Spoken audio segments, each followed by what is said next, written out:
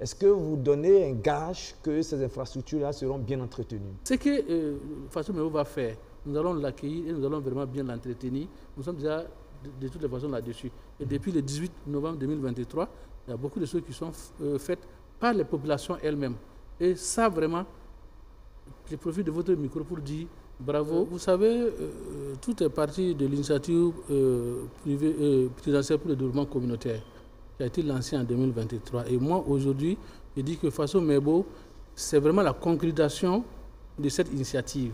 Parce qu'elle permet, Faso Mebo permet effectivement d'aller en profondeur de toutes les actions que nous pouvons mener avec peu de moyens. C'est dans ce sens-là que vous regardez certains artères aujourd'hui qui sont déjà aménagés où il fait déjà bon circuler, les gens sont très très contents. Donc la collectivité que nous sommes d'abord le relais des actions, de la mise en œuvre des actions du gouvernement.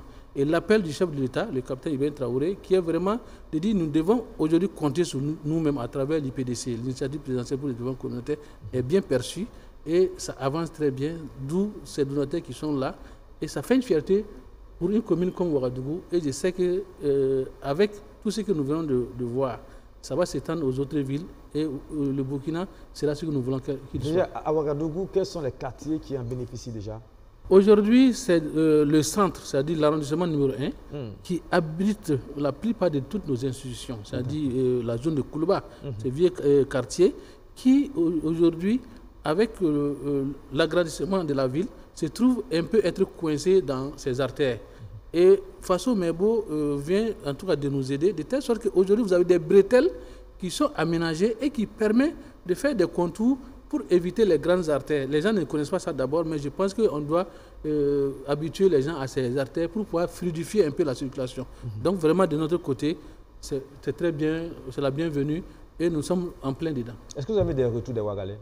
Oui, la population, en tout cas, tout le monde, la plupart de ceux qui nous approchent, nous disent, souvent on demande, est-ce que c'est la mairie qui a fait ça? Moi, je dis non, c'est l'initiative présidentielle pour le développement communautaire.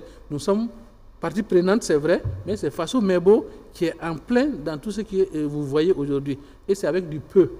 Et c'est des contributions en nature que Faso Mebo reçoit pour faire tout ce que vous voyez. La ville va être embellie au fur et à mesure que les dons vont arriver, que les mobilisations vont se faire. Mais vous connaissez le problème dans nos pays, c'est le problème d'entretien. Est-ce que vous donnez un gage que ces infrastructures-là seront bien entretenues? Et comment? Oui, merci bien. Vous savez, pendant très longtemps, les citoyens ont pris l'État comme le bon papa qui devait tout faire. Et actuellement, nous sommes sur tous les fronts. Et les mentalités sont en train, heureusement, de changer. Les gens ont compris la nécessité de s'engager collectivement et individuellement pour vraiment construire nos pays, et notre pays et nos villes. Et actuellement, les gens sont sur cette lancée. Quand vous regardez, la sensibilisation est en train de prendre. Et c'est le lieu pour moi vraiment de remercier cette population qui est résiliente, c'est vrai, mais aussi qui pense qu'il faut maintenant changer de mentalité pour aller vers un développement harmonieux de nos cités. Et les uns et les autres sont en train de rentrer dans cette moule depuis l'appel, en tout cas du chef de l'État, dans le cadre de cette initiative privée pour le développement communautaire. Il y a beaucoup de quartiers où les gens s'organisent déjà pour embellir leur environnement. Donc c'est pour dire que ce que Faso Mebo va faire, nous allons l'accueillir et nous allons vraiment bien l'entretenir. Nous sommes déjà de toutes les façons là-dessus. Et depuis le 18 novembre 2023, il y a beaucoup de choses qui sont faites par les populations elles-mêmes. Et ça, vraiment, je profite de votre micro pour dire bravo, nous sommes ensemble pour vraiment un monde meilleur. Et nous pouvons faire le bonheur de ces populations qu'avec elles-mêmes. Donc, on les appelle toujours à redoubler d'efforts. Quelles sont les dispositions que la mairie va prendre pour l'entretien de ces infrastructures? Oui, nous avons déjà la brigade verte qui, par exemple, déjà, tous les matins, ces braves dames, nos mamans que vous voyez tous les matins en train de battre les pavés, en train de nettoyer le goudron, elles vont continuer à le faire. Nous avons également nos brigades qui sont là. Et avec Faso Mebo, qui est vraiment, avec qui on a une bonne collaboration, va aussi nous aider avec du matériel. Et il n'y a pas très longtemps, j'étais dans les locaux pour faire le plaidoyer et vraiment j'ai eu une oreille attentive.